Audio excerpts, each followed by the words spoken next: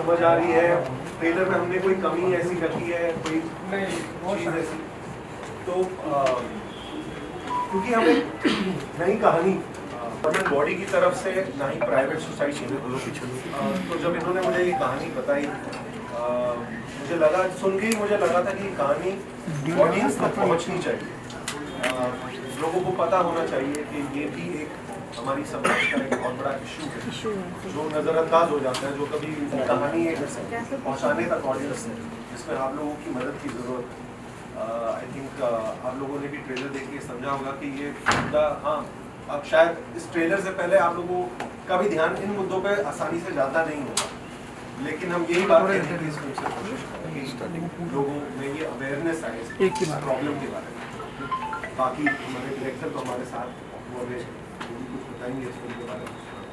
जैसे मैंने कहा कि ट्रेलर आपने देखा, आपने कहा अच्छा लगा, तो कोई सवाल है, किसी को ऐसा लगता है कि कोई बोलना चाहे ट्रेलर देख के कि मैं ये जानना चाहता हूँ, ये ऐसा करनी रहेगी, कोई किसी का सवाल है? मुद्दा समझ में आया हम क्या कहना चाह रहे हैं? The unclaimed body means what? Unclaimed bodies का मतलब ये होता है कि वो लाशें जिनको क्लेम करने कोई नहीं आता है, in two ways, in so many ways basically, but मैं मानता हूँ दो तरह से होती है। एक तो जिनके वारिस होते नहीं हैं तो वो लाशें लावारिस हो जाती हैं। कुछ ऐसे भी लोग होते हैं जिनके वारिस होते हुए भी क्लेम करने नहीं आते हैं, वो भी लावारिस हो जाते हैं। तो इन दोनों बातों को लेके हमने फिल्म बनाई है, and we try to give the solution. वो आप जब फिल्म देखेंगे आपको पता चलेगा कि ऐसा पॉसिबल है, 100% सोल्यूशन मिलेगा, बट जो हम जो कहना चाह रहे हैं, जो समझाना चाह रहे हैं, अगर आप उसको समझेंगे, सुनेंगे सही से, तो मुझे लगता है कि काफ़ी हद तक आपको खुद वो सवालों के जवाब मिल जाएंगे। कई बार ऐसा होता है कि बहुत लोग ऐसे हैं जो घर से दूर होंगे, उन्होंने बहुत सारी बातें सुनी होंगी कि ऐसे इंसिडेंट हो जाते हैं कि लोग वाकई जेन्युइन तरीके से नहीं पहुंच पाते हैं। हमने उसका भी सोल्यूशन बताया कि आप पहुंच सकते हैं अगर आप अपनी करियर प्लानिंग में कुछ चीज़ें बहुत ध्यान रखें।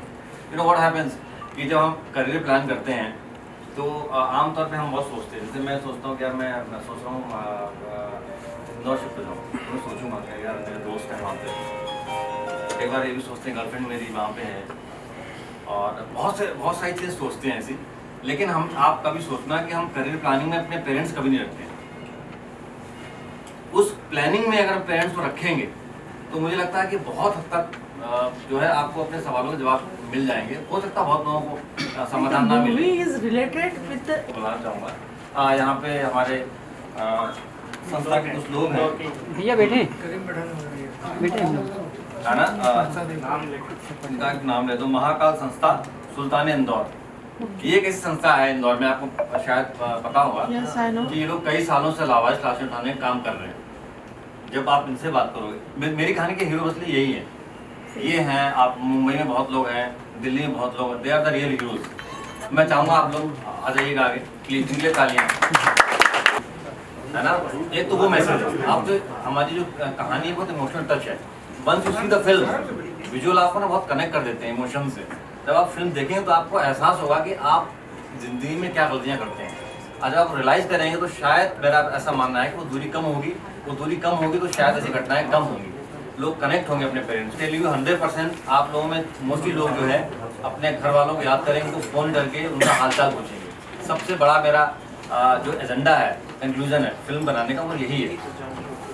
क्योंकि ये कहानी है, 2 घंटे की फिल्म होती, बहुत सारे मैसेज हैं, 10 लोग देख के 10 तरह से उसके मैसेज निकालने की कोशिश करते हैं। तो पहली बात मेरे जहन में जो आई थी कि हम जैसे अपने मरने से पहले अपनी विल बना लेते हैं, बाकी चीज़ें अरेंज कर लेते हैं कि मेरे जाने के बाद किस चीज़ का क्या हो, मेरे बच्चों को क्या मिलेगा, तो उसी तरीके से मुझे लगता है कि हर इंसान हर उम्र के इंसान को इस बात का अधिकार होना चाहिए कि उसके मरने के बाद वो डिसाइड कर सके, या वो पहले से ये बात डिसाइड करके जाए कि उसका अंतिम संस्कार किस तरीके से किया जाए, उसकी मर्जी के अनुसार किया जाए, ताकि उसकी आत्मा को शांति मिले। तो कई बार ये भी होता है कि जैसे हमने हमारी फिल्म में दिखाया कि बच्चे जो हैं वो माँ बाप को नज़रअंदाज कर देते हैं, और कई बार दूरी की वजह से वो उनका अंतिम संस्कार हो नहीं पाता और वो लाशें लावारिस जिसे कहते हैं उस कैटेगरी में चली जाती है। ये हमारी फिल्म की कहानी, लेकिन ये हर उस लावारिस लाश के बारे में और उन्हें एक सही अंजाम तक पहुंचाने के बारे में कहानी है हमारी पहल है कि हर इंसान को उतनी इज्जत मिले कि और उसके जीते जी और उसके मरने के बाद कि वो उसकी मर्जी अनुसार उसका अंतिम संस्कार यार भाई इतनी और हमारे साथ इस समय है नहीं, जो इस फिल्म के प्रोड्यूसर और स्टोरी भी उनका थॉट था ये। तो इसीलिए मुझे भी आदित्य वर्मा जी जो हमारे साथ इस समय है नहीं, पर उनकी कहानी थी ये और इन्होंने उसका निर्देशक ये बने हुए उसका। और इसीलिए मुझे लगा अभी कि ऐसी कहानी जैसे आपको अभी सुन के लग रहा है वैसे ही मुझे लग रहा था कि हाँ ये बात तो हमारे जहन में जीते जी आती ही नहीं है। हम कल का 100 चीजें अगले 20 साल का सोच लेते हैं, लेकिन उसके बाद क्या, कई बार हमारे बच्चे हमसे दूर होते हैं, कई बार माँ बाप बच्चों से दूर होते हैं और ऐसी सिचुएशन में कई बार रिलेटिव्स भी हमारे एक दूसरे से दूर होते हैं। तो अगर कोई क्लेम करने नहीं आया तो वो आदमी या औरत किसी भी दर्जे का हो, उसकी लाश लावारिस ही कही जाएगी। तो इसीलिए उस बात का पहले से ही इंतजाम कर लिया जाए और उसे एक सही तरीके से इज्जत से उसका अंतिम संस्कार किया। बहुत अच्छी है। मेरा सिर्फ एक छोटा सा आपके उनसे प्रश्न है कि अभी कैबिनेट के समय जब लाशों की दुर्गति हुई, क्वेश्चन ये है कि कोविड के समय बड़ी संख्या में लावारिस लाशों का अंतिम संस्कार किया गया था, तो उसका कुछ क्षण उसमें है उसमें नहीं कोविड का नहीं कोविड का हमने इसमें लेकिन मैं समझाने की कोशिश कर रहा हूँ। कोविड आने के बाद हमें समझ आया कि ऐसा हो रहा है, बट इससे पहले भी होता था। कोविड में थोड़ा ज्यादा आया, बट बात कहानी तो लावारिस लाशों की है, चाहे वो कोविड के टाइम पे हुई हो, उससे पहले हुई हो, चाहे वो उनके बच्चे अमेरिका में रहते हो, चाहे कहीं रहते हो, कहानी तो लावारिस लाशों की ही है। तो लेकिन मैं कोविड को मैंने इसमें इसका नाम नहीं लिया है फिल्म में, लेकिन हाँ Covid is a part of the film. Covid में जो हुआ लोगों के साथ में मुझे लगता है कि ये लोग जो हमारे असली हीरो हैं ये बताएंगे। मैं चाहूँगा पंडित जयू जी से आप बताएं कि आपने कैसे शुरुआत की इसकी। सर शुरुआत ये पठान साहब है हमारे, इनके पिताजी ने की थी 1978 में, 1978 में उनके मन में ख्याल आया, जो जैसे अभी मूवी में मुद्दा दिखाया गया है। 3 बातें जो मैं समझ पा रहा हूँ उनकी बातें सुनने के बाद। एक तो आपका सवाल का जवाब वहाँ मिला, आपका कोविड जो मैंने बताना चाहा, कोविड से पहले हो रहा था। कोविड में एक चीज और, आप कब से कर रहे हैं? 1978 से। आप कोविड से पहले चलो, ये कोविड में हाईलाइट हो गया, लोगों को एहसास हो गया। 230 डेड बॉडीज आई थी। आपने एक बात बोली कि आपके पिताजी ने बोला कि उनको लगा कि उनको लिए कुछ करना चाहिए। फिल्म का जो हमारा जो हीरो है सत्यांश है वो यही है ना, वो यही ख्याल आता है। मैं सिर्फ अभिनेता हूँ, असल हीरो ये लोग हैं, ऐसे लोग हैं जो ये काम करते हैं सोसाइटी में। मैं मतलब तहे दिल से इनका शुक्रिया अदा करता हूँ। अरे भैया आप बॉडी अगर देख लो, मेरी गारंटी से आप 8 दिन खाना खा लो। और सबसे बड़ी बात ये है कि अभी इस ट्रेलर के रिलीज से पहले एक अंतिम संस्कार करके आए। सर एक तो चीज़ है कि हिंदू जाति में विशेषकर देखा जाता है जो 16वां संस्कार होता है वो हमारा अंतिम संस्कार होता है, जो हम मुक्तिधाम में जाकर के खत्म करते हैं। क्या इस पिक्चर में सारे धर्मों को सामान्य दर्जा दिया गया है? 100% दिया है। आप फिल्म देखेंगे तो मुझे लगता है कि सवाल नहीं करेंगे। हमने ख्याल रखा है कि सारे धर्मों का जो है उनकी रिवाजों के अनुसार उनका जो है संस्कार किया जाए। ये फिल्म में दिखा रहे हैं, वो आप देखेंगे तो आपको ये पता लग जाएगा। कैसे दिखा रहे हैं वो तो हम आपको नहीं बताएंगे, लेकिन आप फिल्म देखेंगे तो आपको पता चलेगा। हाँ, आपका सवाल का जवाब है ये है कि हाँ हम सबका सम्मान कर रहे हैं, सबके हिसाब से करवा रहे हैं अंतिम संस्कार। और हमारी टीम में भैया काम बांट रखे हम लोगों ने। ये हमारे पांडे जी हैं, अस्थियों का विसर्जन जो करना है, हरिद्वार करना है, खड़ी घाट, ये पूरा इनकी जिम्मेदारी में। और ये छोटा ब्रदर है, थाने की संबंधित जो भी थाने की या हॉस्पिटल की लिखा पढ़ी होती है वो इसके माध्यम से होती है। मेरे पास अंतिम संस्कार है, भैया के पास हॉस्पिटल है सारे। तो हम चारों पांचों ने काम बांट रखे हैं ताकि आसानी से काम को हम कर सकें, आपने समय बच जाए। बोली ना, इस टीम में ये जो छोटी सी टीम है ये अपने आप एक मिनी इंडिया है। ये मुस्लिम है, ब्राह्मण हूँ, ये जो दीदी है क्रिश्चियन है, एक हमारे साथ सरदार भाई भी आज वो आई नहीं है किसी कारण से। तो हमें लोग है ना इंदौर में बोलते हैं कि आप मिनी इंडिया हो।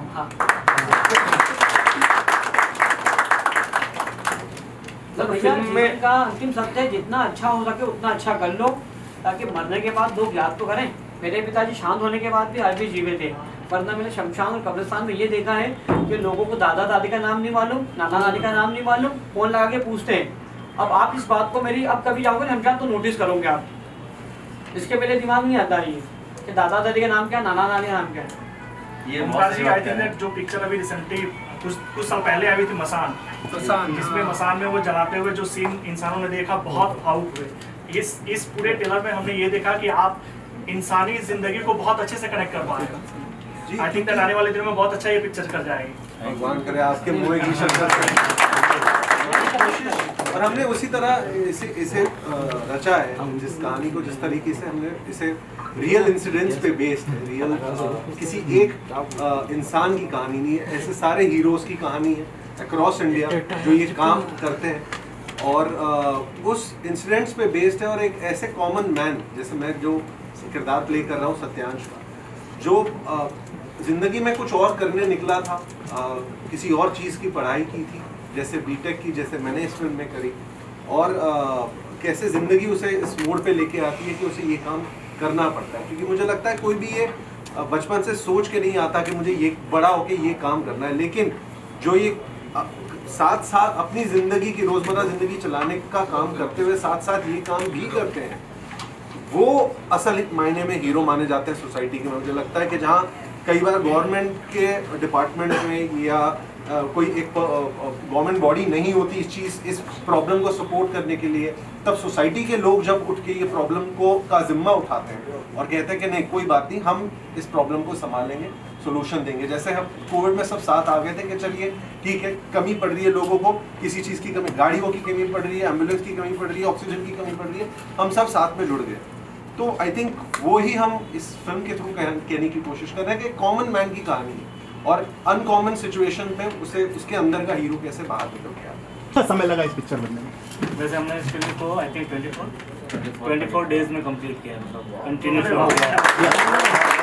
ये चैलेंज था हमारे लिए, बहुत चैलेंज था, क्योंकि जब सुजीत ने बोला कि 24 में करना है तो बोला नहीं, ज़रूरत है इसको इसी टाइम में कम करना। दूसरा, इस फिल्म के अंदर एक चीज़ जो मेरे लिए चैलेंज था, इसको बहुत रियलिस्टिक रखना है। मतलब बहुत ज़्यादा अगर मैं इसको सिनेमेटिक का बहुत ज़्यादा लाइटिंग के साथ शूट करता तो वो रियलिस्टिक चली जाती है क्या, क्योंकि सोली इसके रियलिस्टिक है इस पूरी फिल्म में, तो हमने उस चीज़ का भी ध्यान रखा है, इसलिए उसमें बहुत सारे सीन आपको रियलिस्टिक लग रहे होंगे।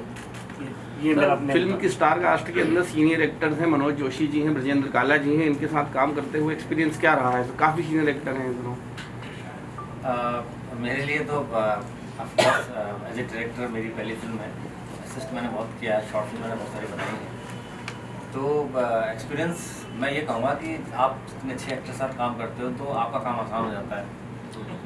ये सही बात है, ये काम आसान होता है, क्योंकि जब मैं नए एक्टर के साथ बहुत ज़्यादा काम करना पड़ता है मुझे अपने विजन तक ले जाने के लिए, कि समझाओ, वर्कशॉप करो। क्योंकि एक्टर के साथ बैठते हैं, हम जब बैठते हैं डिस्कस करते हैं ये सीन है, तो वो हम ये सोचते हैं वो ये करके देते हैं, तो ऑफ कोर्स काम आसान हो जाता है। हाँ, you should know how to handle big actors वो है, but I am lucky that सारे एक्टर्स बहुत अच्छे थे। विजन जी बहुत डाउन टू अर्थ हैं, आने वाले हैं, पता नहीं रास्ते में एक्चुअली शूटिंग जैन, he must be on the way actually. And Manoj ji बहुत सीनियर कलाकार हैं, थिएटर से जुड़े हुए हैं, हर सीन की बहुत बारीकियाँ समझते हैं, तो उनका बहुत अच्छा काम है। हमारे ओंकार जी भी बैठे हुए हैं। अब जब हम कास्टिंग कर रहे थे तो ये था कि इनकी फिल्म थी प्यार का पंजनामा 2 उनका कहीं का। हाँ, नहीं, लोगों ने मुझे एक अलग तरीके से देखा था तो और इसलिए एज अ एक्टर मेरे लिए वो चैलेंज भी था ऐसी स्क्रिप्ट चुनना और ऐसा काम करना। लेकिन मैं वही चाहता था कि लोग उधर एक छवि बन जाती है कि एक्टर की कि ये इसी तरीके से दिखता है, लेकिन मुझे वो छवि को ही तोड़ना था, बदलना था। तो मुझे लगा कि नहीं, मुझे कोई ऐसी तरीके की फिल्म करनी है और ऐसी कहानी मिल गई जिससे मैं अपनी इमेज भी चेंज कर सकूं और एक अच्छी कहानी मिल गई। तो मेरे लिए भी चैलेंजिंग था, बट मज़ा उसी में आता। लेकिन मुझे डर था शुरुआत में, डर ये था, सबने बोला कि यार कि ऐसी इमेज है चॉकलेटी, तकल जरूरत भी है, तो फिर मैंने कहा कि बैठा मेकअप टीम के साथ में कहा डल करो डल करो, डल वही नहीं रहता। ये चैलेंजेस हैं, ये कोई फ़र्क नहीं पड़ता। मुझे लगता है जनता एक अच्छी फिल्म देखना चाहती है जिससे वो एंटरटेन हो। तो आई थिंक मेरे लिए वो वही बात